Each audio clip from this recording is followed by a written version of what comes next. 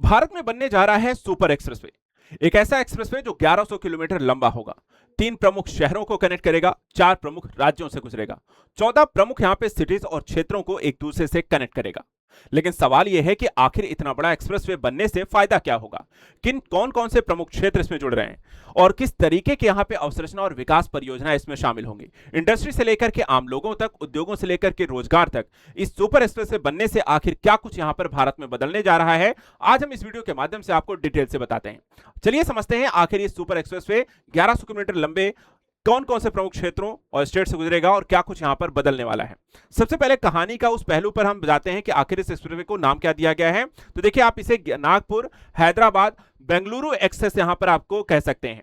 इस एक्सप्रेसवे के बारे में यहां पर सबसे पहली और इंपॉर्टेंट पहलू यह ध्यान रखिएगा कि नागपुर हैदराबाद बेंगलुरु एक्सप्रेसवे आपको प्रस्तावित है 8 लेन का। 8 लेन में यहां पर आपको पूरा बनेगा और यह आपको ग्रीनफील्ड एक्सेस कंट्रोल्ड एक्सप्रेसवे होगा।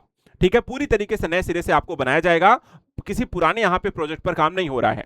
इसके अलावा इसका उद्देश्य है कि महाराष्ट्र, तेलंगाना, आंध्र प्रदेश और कर्नाटक जैसे 4 साउथ यहां पर इंडियन स्टेट्स को एक दूसरे से कनेक्ट करके हाई स्पीड कॉरिडोर के तौर पे यहां पे जोड़ने का काम किया जाएगा। तो यहां पे 3 प्रमुख सिटीज हो गई, आप देख सकते हैं कि नागपुर, हैदराबाद, बेंगलुरु, और 4 प्रमुख राज्य हो गए जो साउथ इंडिया के हैं, महाराष्ट्र, तेलंगाना, आंध्र प्रदेश और कर्नाटक। लेकिन 14 प्रमुख क्षेत्र कौन से हैं जो इससे जुड़ने वाले हैं और इसमें क्या कुछ और भी आपको शामिल है उसको समझिएगा। यह मैप आप यहां पे देख सकते हैं जो महाराष्ट्र, तेलंगाना, आंध्र प्रदेश और कर्नाटक से होकर के जाता है। इसमें नागपुर, हैदराबाद और बेंगलुरु जैसे प्रमुख सिटीज में शामिल हैं।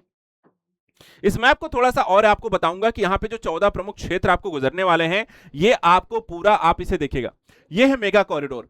इस मेगा कॉरिडोर में अगर हम देखेंगे तो यहां पे महाराष्ट्र है, महाराष्ट्र में आपको देखा है तो नागपुर से शुरू होगा और 3 प्रमुख क्षेत्रों को कनेक्ट करेगा। तेलंगाना की बात करें तो तेलंगाना में यहां पे 5 प्रमुख क्षेत्रों को हैदराबाद सहित आपको कनेक्ट करेगा।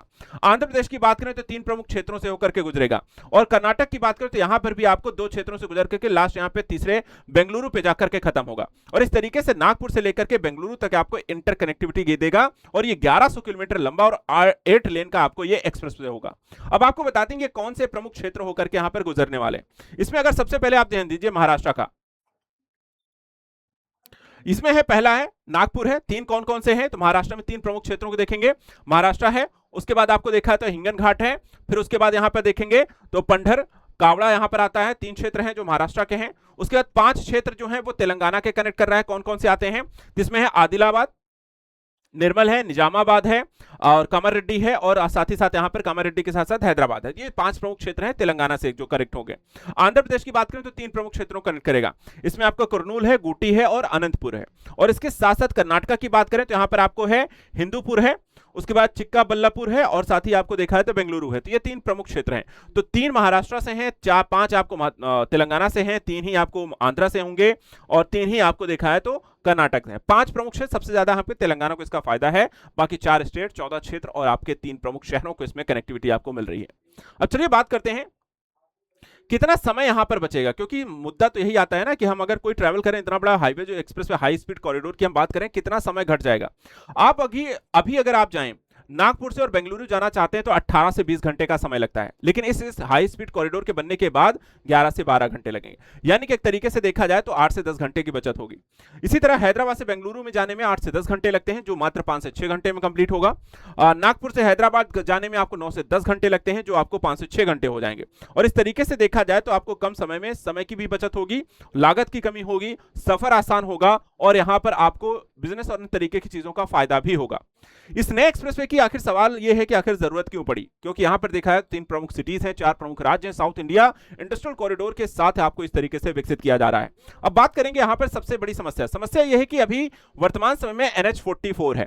NH44 जो है भारत का सबसे व्यस्त उत्तर दक्षिण कॉरिडोर है और वर्तमान समय में इस कॉरिडोर पर भारी ट्रैफिक है, जहां पे लगातार ट्रैफिक का दबाव बढ़ा है। दूसरी समस्या है कि शहरों के भीतर जाम बढ़ता जा रहा है। बेंगलुरु जैसे शहरों में देखिए तो लगातार इतना जाम हो जाता है कि कई घंटे आपको खराब होते हैं। लॉजिस्टिक में इसके कारण देर होती है कि सामान जो होता है सही समय पर डिलीवरी नहीं हो पा रही, कहीं आपको समय ज्यादा ले रहा है और ईंधन, समय और रखरखाव की भी यहां पर आपको बढ़ती परिवहन आपको समस्याएं क्रिएट हो रही हैं। ये सारी समस्याएं जो थी इन शहरों में आपको तेजी से बढ़ी हैं। अब अगर उसी जगह पे नया एक्सप्रेस बन जाएगा तो NH44 पे जो ये दबाव आपको देखने को मिल रहा है वो यहां पर आपको कम होगा। और इससे आपको देखा जाए तो नया एक्सप्रेसवे जो होगा आपको NH-44 पे दबाव कम करेगा, ट्रैफिक बोझ आपको कम कर देगा, नए औद्योगिक कॉरिडोर आपको विकसित करेगा, जिससे निवेश और औद्योगिक विकास के नए स्वरूप यहां पर खुल जाएंगे।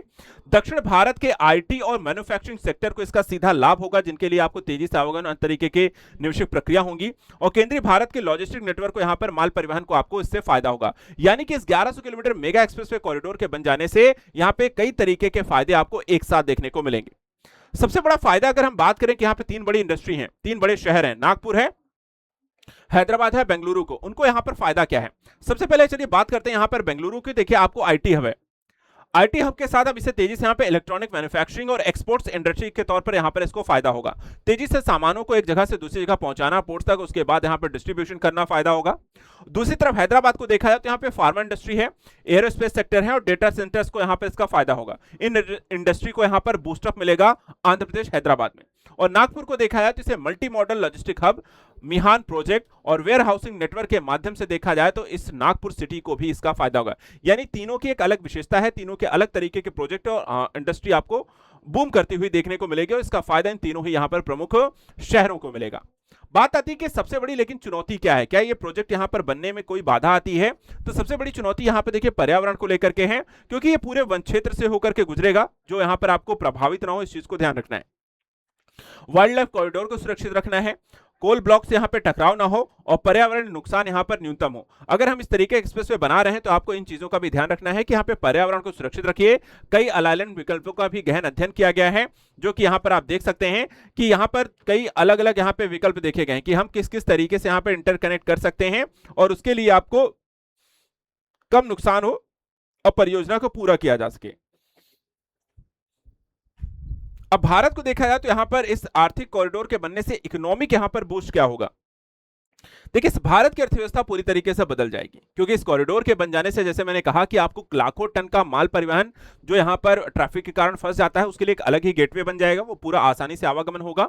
औद्योगिक निवेश, एक नया यहां पर इंडस्ट्री बन जाने से आपको नया कॉरिडोर बनेगा जो कि हैदराबाद, बेंगलुरु और नागपुर जैसे बड़े शहरों को इंटरकनेक्ट कर देगा, वो भी डायरेक्ट कनेक्टिविटी देगा, जिससे कोई भी इंडस्ट्री जो होगी इन तीनों अगर सेक्टर में कहीं भी कुछ भी विकसित करना चाहती है, बनाना चाहती है, अपने सेंटर लगाना चाहती है, तो उसके लिए यहां पर अलग से एक्सेस होगा, तेजी से आवागमन परिवहन हो सकेगा।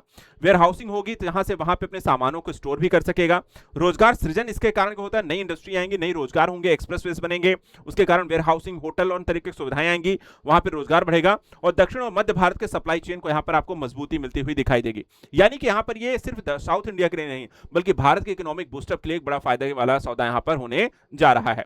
आपको सुपर हाईवे एक्सप्रेसवे के लेकर के यहां पे जो जानकारी मिली है, जानकर के कैसा लगा और इसके बारे में आपका क्या कहना है? क्या इस तरीके कॉरिडोर और प्रोजेक्ट को और लेकर के डिस्कस किया जाना चाहिए? अगर हाँ तो हमें कमेंट करके बताइए, हम ऐसे और भी प्रोजेक्ट लेकर के डिस्कस करेंगे। Thank you so much and good luck.